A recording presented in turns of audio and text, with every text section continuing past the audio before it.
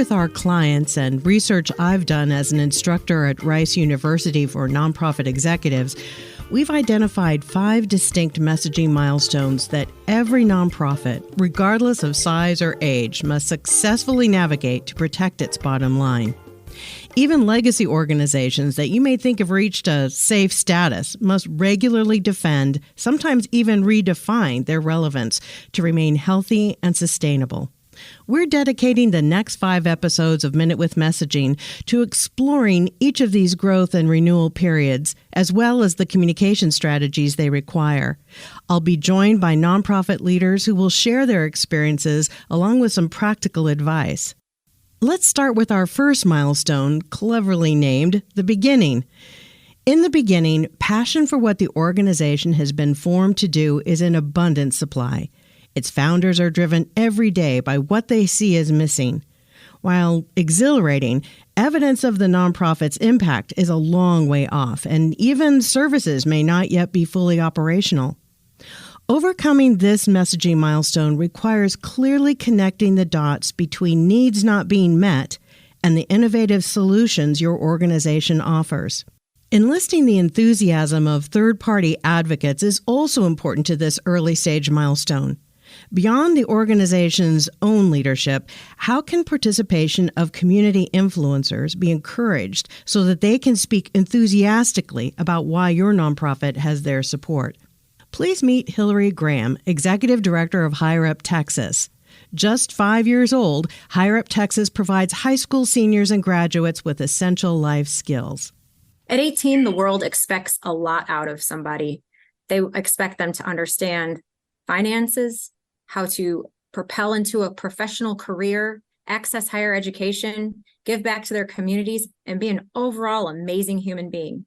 Higher Up Texas teaches teens how to adult.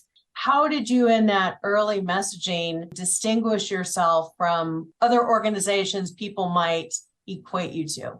If someone just picked up a flyer off the ground that was explaining Higher Up Texas, it had to be very palatable, that it had a fresh flavor, something that youth would be interested in, that it's important that it's something that everybody can understand, but that it also stood out. So using words like adulting, everybody is that's a new phrase, but it makes sense, and it's a really great conversation starter.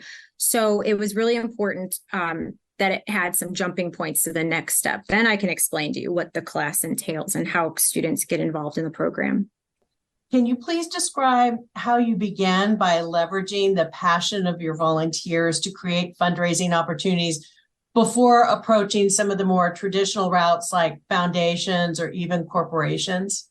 It all started with friend-raising, and it really was my friends and then companies I had worked with in prior organizations that I knew were very generous and that they aligned with, wow, we really have a hiring issue right now. There's not enough young adults who are ready for these positions. So this was, this is an investment for the next future of employees. Come in and be a speaker in our class.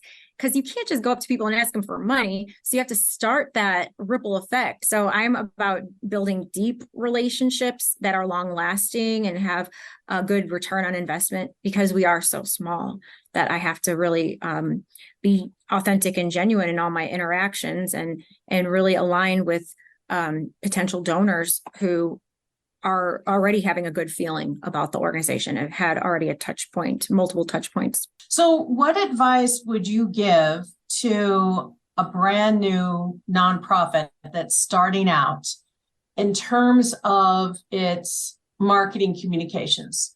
I mean, we had to create a really great name. I needed a great logo, social media presence, a website. Like, I didn't do it piecemeal. It was all at once, the package, because you only have one chance to make a first impression. And I remember starting the social media accounts being like, oh my gosh, this page has 0 followers except for myself. And I really did a lot of grassroots of, okay, friends on Facebook, everybody like the page and invite people to like it. And my friends easily did that. So within like a day, it was like at 800 likes in one day. Well, and I think you make a really good point of have your story together, have at least your initial channels of communication looking sharp, and then building from that. And that grassroots networking really is a strong strategy in the beginning. My thanks to Hillary for sharing her thoughts. Higher Up Texas may be in the beginning milestone of its messaging, but not for long. I'm Kelly Newman, and this has been A Minute with Messaging. To learn how your organization can benefit from Newman Newman's marketing communication strategies, I invite you to contact me or any other of our team members through our website at newmannewmaninc.com.